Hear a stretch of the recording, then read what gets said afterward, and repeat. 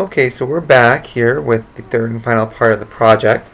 You'll notice that I've added some more hearts, so hopefully you had some time to play around with it and kind of give it a cool effect. I also added some hearts on the bottom and the top here just to give it some more, make it look cooler. So the next thing we're going to do now is we're going to add some additional hearts, but these are going to kind of be the prominent ones that really stand out. So what you're really going to do is you're going to duplicate the last heart you made one last time here. So I'm going to go over here and just drag this layer down to the new layer button, create a new copy of it, drag it down here maybe to the center, hit Control T, and rescale it so it's nice and big, and you can position it where you want it to go. So I'm going to make this one a little bit bigger. Maybe I'll put it up here. There we go.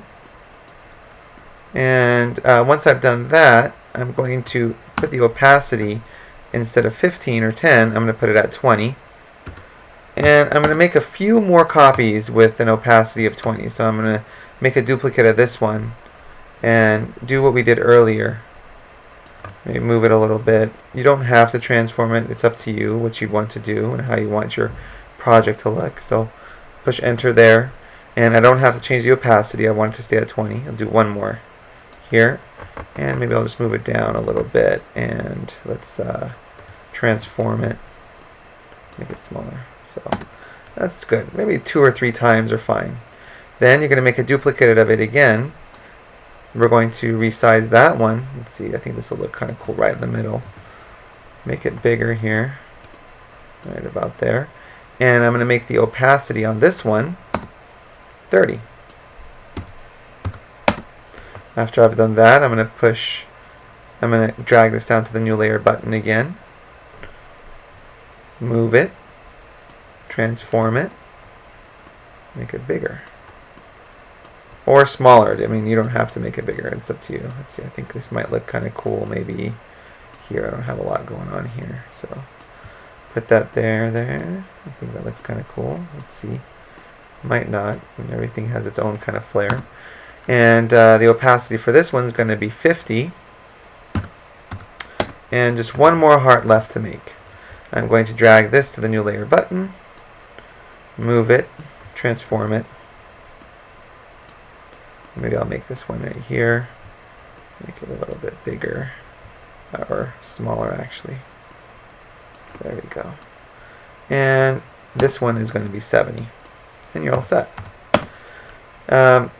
Now, you'll notice that I have an outline around my heart. That won't show up when you turn it in.